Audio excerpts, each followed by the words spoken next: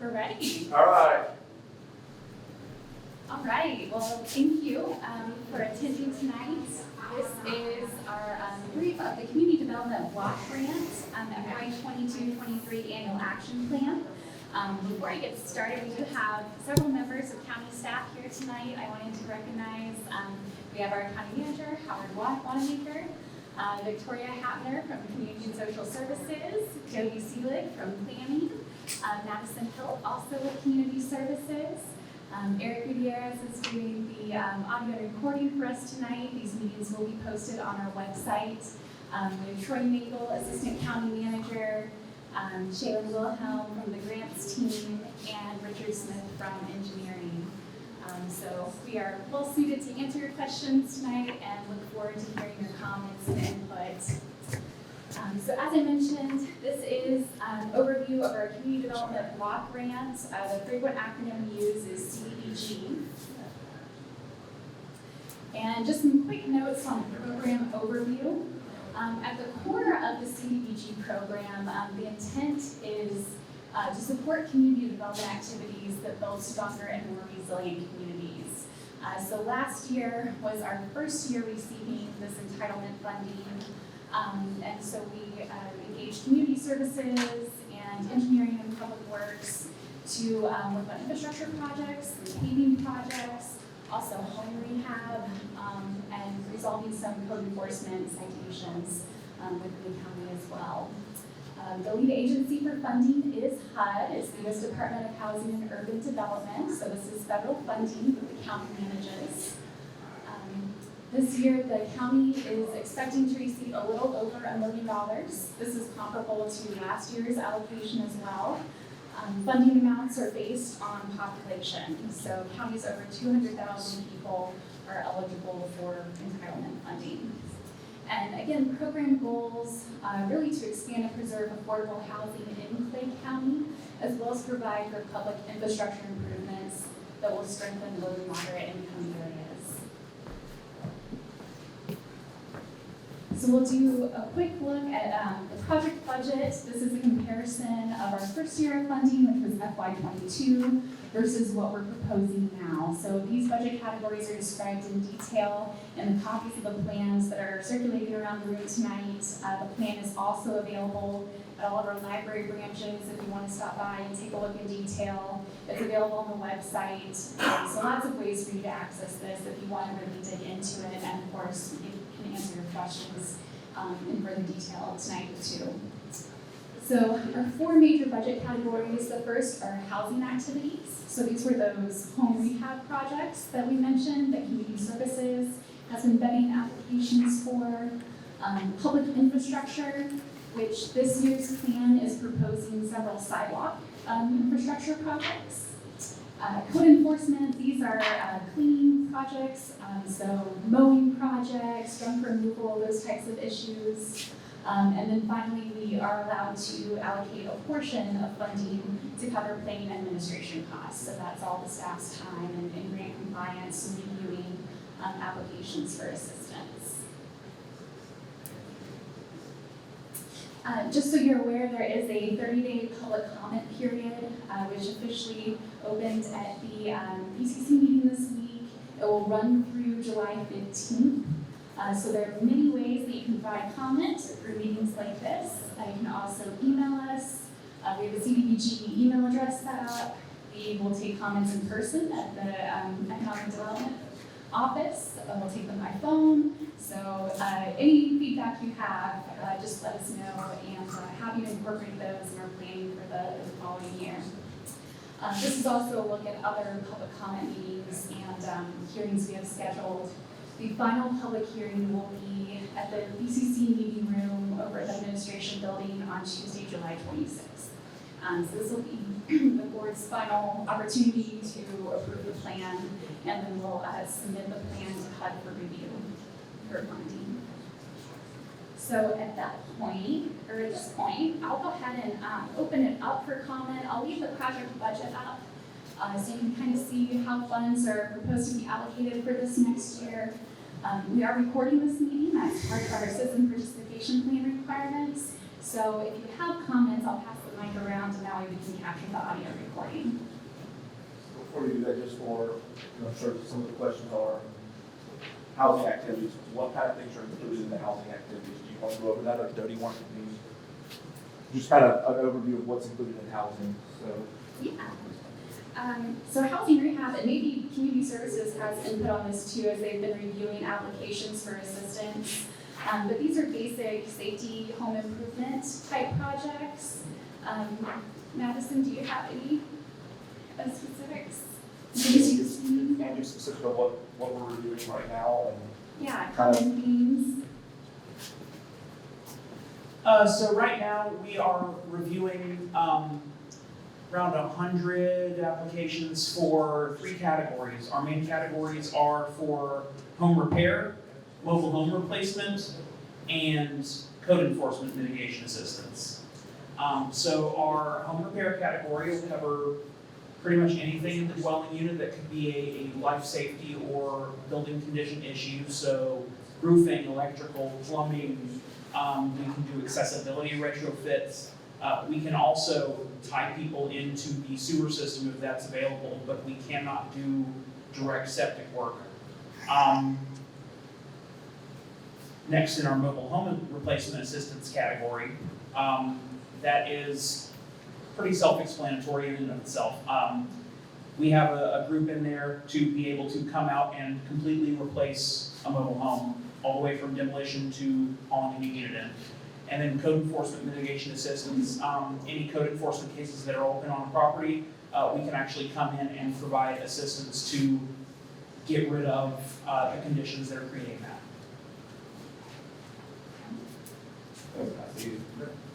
Okay, I have a question. Yeah, Go. so, replacing a mobile home with a mobile home. Maybe I want to make sure they get on record. Joe Wiggins. So, instead of replacing a mobile home with a mobile home, is there any thought to replacing a mobile home with a stick-built home?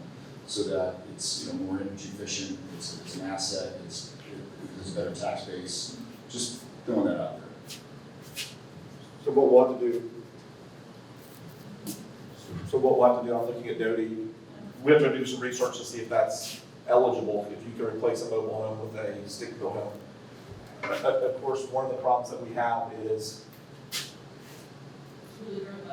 it's not a lot of money, so if it may be, if we only do one house that year, so. Right. They're really good. Yeah, so, I work with the Housing Finance Authority, right, so their mission is affordable housing. Instead of replacing a home or mobile home with a like size, right? So what we're trying to do, the mission is to provide housing that doesn't have to be the same size as the mobile home was. Again, it's, what are the needs of that family? And I got one. not related to CDBG, but I think maybe after we're done, you, Victoria, and I can have a conversation, because I think there may be some other alternatives than CDBG dollars that we have currently that may be able to assist with that. So, yes, Mr. Otto. James Otto. My question would be is, I think you guys are going to be talking on the trees also, but why can't we go up instead of doing all the individuals? Build like Katrina, they're talking about building a huge building for all those folks to go, instead they're sticking all our tax money into something that's underwater. So, Mr. Otto, I think you're referring to the workshop on land development code.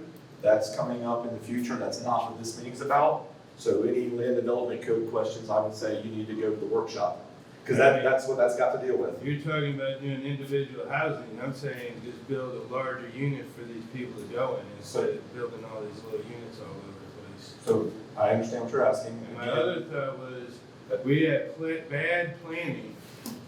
We've had bad planning by commissioners. Our public housing across from the ravines, the people couldn't even go to the store. I mean, there was no way for them to get there, and it's 2 blocks away. Then we had a little boy that got killed on the other side of 218 because there's no crosswalk there. And they built everything on the other side of the road. The stores, everything's on the other side of the public housing. We have to have better planning. All right, Mr. Otto, this is not the venue to express your concerns over our planning department or over how the county ran. This is a CDBG meeting to talk about how the county's going to use the $1 million and community development block grant in these categories. I understand your concerns, those would be better served at the workshop, and Ms. Doty can give you the date of that workshop. June 28th at 9 a.m. June 28th, 9 a.m. All those kind of concerns can be brought up there. That was at the BCC. That's at the BCC, yes, sir.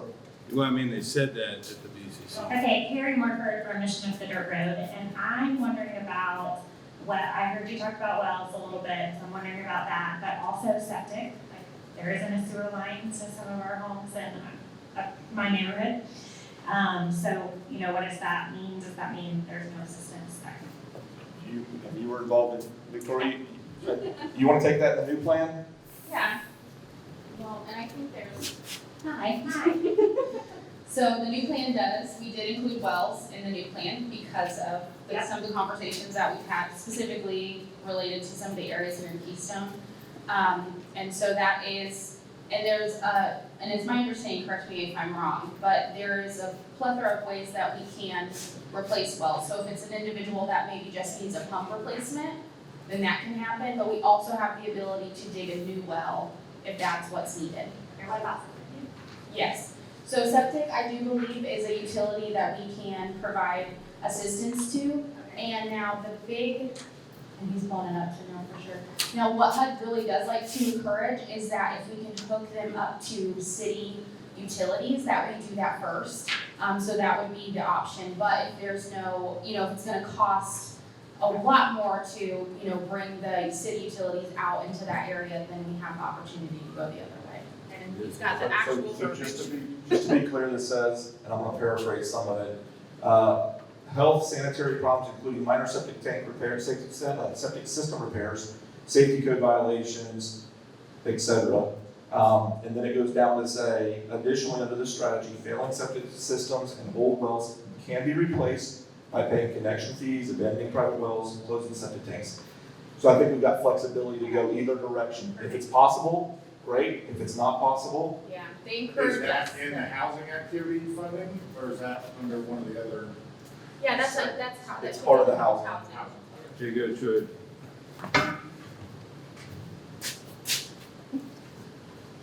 James Otto, I've been going to some of the other meetings, and the St. Johns River Management is putting, new stipulations where the septic systems are gonna cost 14 to 40,000 apiece, so that's gonna push a lot of people away.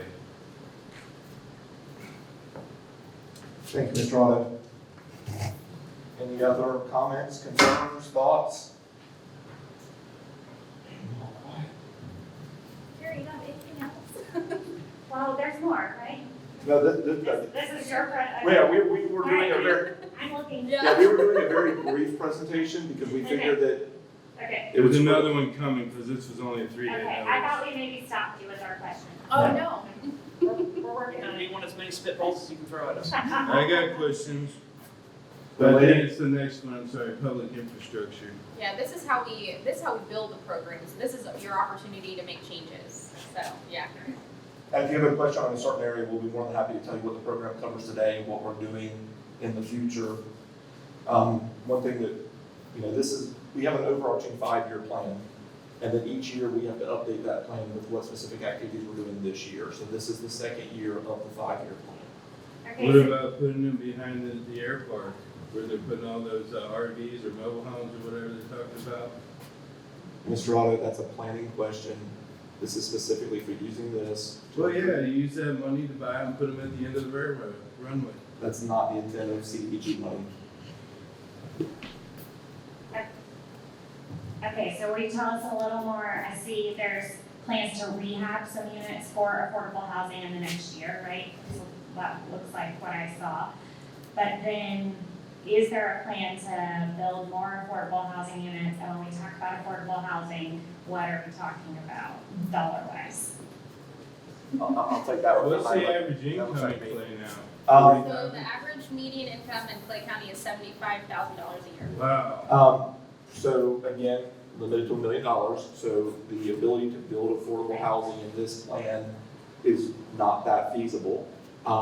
Really what we're looking at is keeping people in their homes or rehabbing the homes so that they stay inhabitable. So we're not creating a bigger problem by having people with substandard housing have to move out. There are other, that's why Megan's here. Megan and Shay are on our grants team. Megan's our grants manager, so we're constantly looking at other grant opportunities. But I think this funding is really limited on what we can do from the affordable housing side, just because of the dollar amount. And as we grow the county, dollar. And as we grow as a county, entitled funding will grow as well, so. And there are other avenues through HUD for affordable housing, as Troy mentioned, so it's definitely on our radar. And I think that's important to say on this one. I'm probably loud enough, it'll pick me up. That's the important thing to say, is this is our entitlement CDBG. Clay County just became an entitlement county, so that means we're guaranteed this money each year without applying for it. It's not a competitive grant like some of the other ones are. Megan and Shay work on other competitive grants to try to get other monies for us. And the formula for these funds is, just the way you said that, it just makes me wonder, is it like, population times this number gets us this number, or is it like you hit the next barrier of 300,000 and then that opens up another magical number for us? It is population based, I would Right. have to. It's Yeah, that doesn't matter. it's population based, but it's not direct population based. It is based on other criteria such as, and I don't know the exact formula, but other federal grants are based on LMI population, senior population, Right. things like that. So as we grow, it also is going to be based on Yes. the demographics, financial demographics. And what we can do is Megan or Shay can get the information, or our grants team, more than happy to share the formula with everybody. Just put it out there so everybody knows how it's based. There's nothing, Yeah. Is any of this going to Fleming Island? You know, Stella's gonna be upset if it doesn't. The money goes based on the need of the community. It is directed toward LMI communities. So if there are pockets of Fleming Island that need LMI, so I'm not gonna say, no, the money's not going to Fleming Island. There's a potential that somebody could live in Fleming Island and meet the criteria. And I think really Not much money there. you asked about affordable housing and what we're talking about. So in our opinion, or at least in my personal opinion, affordable housing, that is housing that those below the average median income can't afford. So those are not workforce housing, which is, our Alice, those are working paycheck to paycheck. They usually make, at average or a little below. But affordable housing are for those who really don't have any other options, like they're not going to be able to buy homes, and that's where we really struggle. Is it just part Section 8 or all Section 8 or? No, it can be a combination, so those that would qualify for what they typically consider affordable housing could possibly apply for Section 8 vouchers. Those vouchers take a long time to get, and the list is very long. So. Mr. Bowl is worried about those people coming from other counties to get the money. At least on other things yet. Yeah, but, You're like me. yeah, everybody else like just looking at it, in the housing activities section, it said 12 families or 12 households, and then it said $35,000. If there are projects that are, say, some $10,000 projects, will that just mean we then reach 20 households, that we will just be able to extend that number of households up if the project sizes are not the full maxed out? Okay. Yes. There are goals there are goals that we have to set, so that's how they look at it. No, absolutely. I just know, Yeah. again, we have a limit somewhere, either we're limited at the number of dollars per household, Yeah, or it's we're the limited at the number of dollars. households, and I'm glad it's the one you're saying. Yeah. So that's- They paid $300,000 for a house that flooded out because they built everything else up around it. That's how our tax money goes here. Yeah, as those dollars are spent, is there the ability to kind of partner with other groups to, or, maybe organizations, maybe businesses that would use $35,000 of these funds, and then either in kind or, financial donations or whatever to increase the amount and size? Is that gonna be? Yeah, that actually, kind of would be the ultimate goal, sorry. I'm maybe not as loud as Troy. Yes, everybody use it.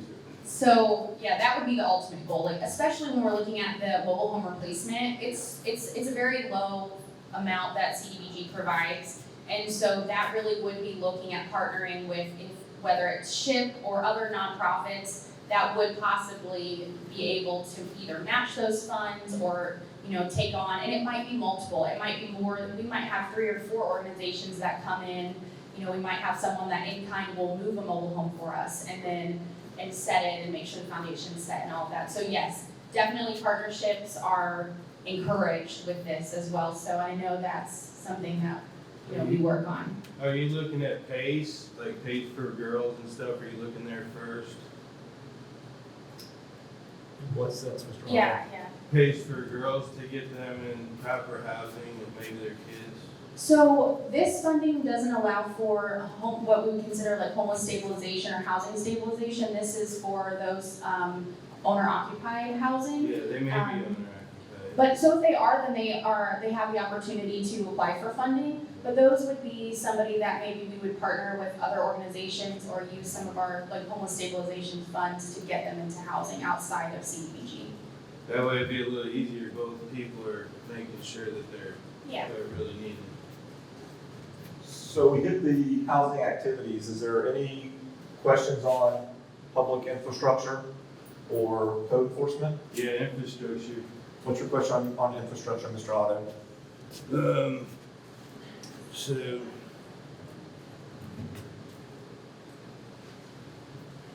yes, we don't build our sidewalks and stuff for all the equipment that's running up and down it. So I'd like to know how we're gonna, like Broward, I think it was Broward or Bradford, they're just taking the ATVs and running them through shredders. They've had it. But we're spending a lot of money on infrastructure and it's getting tore up.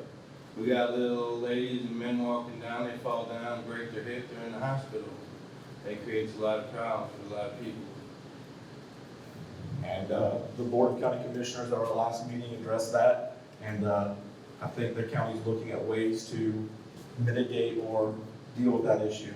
You're not putting any easy base down, are you? Any other questions on How are the public infrastructure projects being decided, applied for, whatever? This year's, the current year, we focused on This is for them. this program that's coming up is focused on sidewalks. And we put all the money in sidewalks. We've identified about 10 to 12 specific locations. Amen. Hey, hold on a minute. Whether we get to do all of them or if we have to do some, we had to be pretty specific, didn't we, Megan? Yes, it's on Yeah. page 21 of the plan. Yes, on if you're page following 21, you along. can see the names are there. Yes. And so that's what pretty much all of this money will be geared to for this Years. year.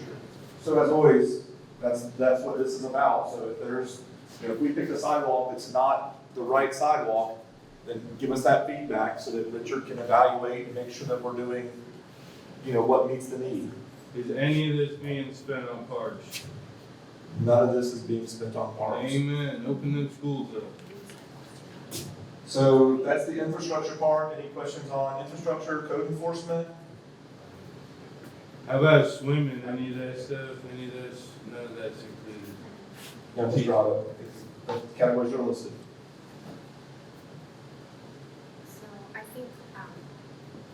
think going back to the clarification of the sidewalks would be also that these include not just sidewalk repairs, but new sidewalks as well. So if you have some areas, again, that you would like to target Like to add outside sidewalks. Richard said there's not enough money for all of High Ridge State, so. I had sidewalks 20 years ago, so it's not for And me. it has to be on public right of way. I don't think we can go into High Ridge Estates and put in sidewalks, except on Baylor. Yeah, no Those PUDs. don't belong to us. Denison, Baylor, All Florida. paid. All Yeah, paid ones. thank God. The entrance. Finish the trails. Finish the trails through the county. So any other questions? If not, then I think we're gonna wrap it up. Go ahead. Yeah, so if we have a suggestion for a sidewalk location, can we just email that? Yeah, she must agree. I mean, There's gonna be another meeting for this district too. the idea is, accumulate the results, and if, the community overwhelmingly wants something different, then we'll take it to our engineering department, put it under consideration. Of course, if it's a $500,000 project, we only have 300,000, so, we gotta balance that out, but that's the intent of these meetings. So if Ms. there's nothing, Hyman may not be here. if there's nothing else, do you wanna repeat how they can give public comment, or how they can submit comments? We can put the slide back up, and then we can wrap the meeting up. It's in the paperwork too, isn't it? Yes, so there are multiple ways again to provide public comment.